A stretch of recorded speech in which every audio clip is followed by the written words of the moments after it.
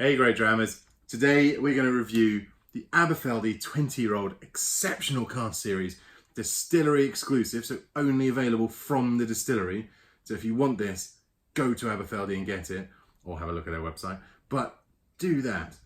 Only 618 bottles ever made, bottled at 54.1 ABV, and of those 20 years, 4 years were spent finishing this whiskey in a sherry cask.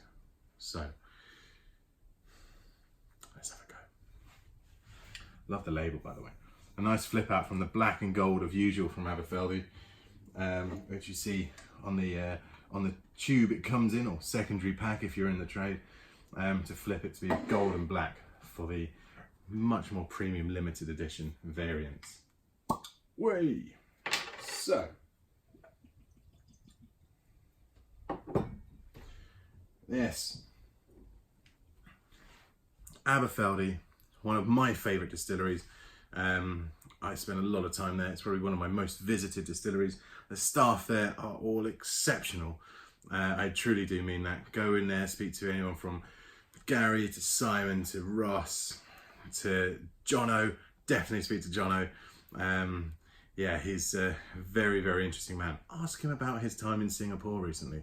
He'll love that. And you know, you get to try all kinds of whiskies at the bar. But then also, if you're like me and clearly have quite the sweet tooth, go to the cake counter and A, just have everything, but B, a paradise slice. Best possible thing you can eat. Mean it. I really mean that. Every time I'm there, I have a minimum of 2. It sets my pulse down a little bit, but worth it every single time. Anyway, gorgeous distillery, well worth a visit. And let's talk about this whiskey now. Yeah, cool. So, oh yeah. Oh, on the nose, really classic sherry notes, sherry character coming through. Got that woody, berry, licorice kind of note coming through. At the nose of winter, you know, and spices and all that kind of stuff all over the place. Fruit cake or Christmas cake, same thing. Bit of marzipan and icing, whatever. Wow, I'm a sherry head. I absolutely love sherry whiskies, and sherry as well in its, you know, in its raw form. But sherried whiskies are kind of my big thing at the minute, and have been for a few years, and my wife's as well. And this, the nose on that is just exceptional. Oh. And then those spices coming through as well. It tingles the nostrils in a positive way.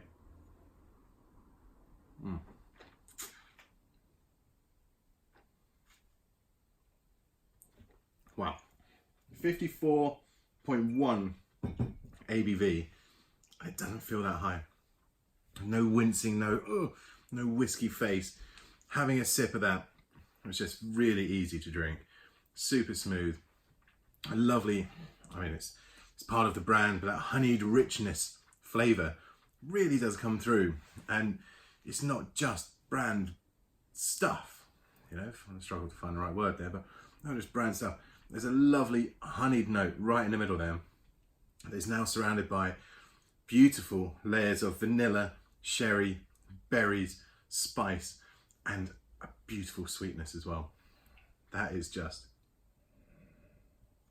absolutely divine.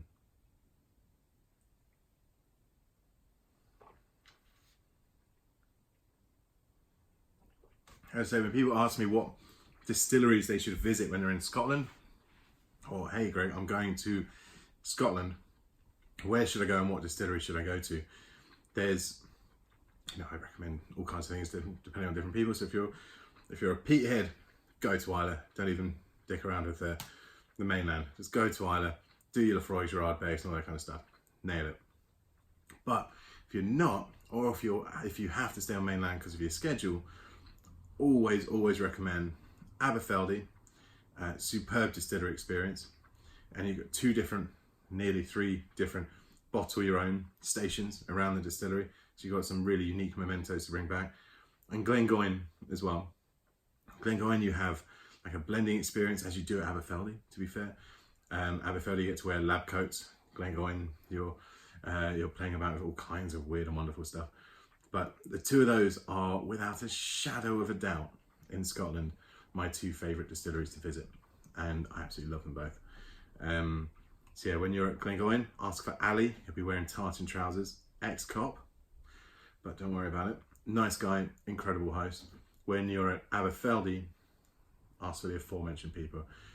Jono, Simon, Gary, Ross. Go for it. They're lovely, lovely people. Anyway, the nose on this, when you come back to it, is now full more of like a clove, like a star anise spice, like that, a bit of cinnamon. God, yeah, there's a lot of little spices just growing on it. With more, it has oxygen getting into it.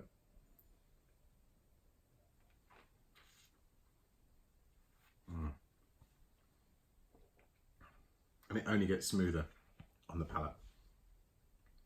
Absolutely fantastic. Lovely, spicy, fruity, berried finish as well. Cheers to Aberfeldy. Cheers to this whiskey. Until next time.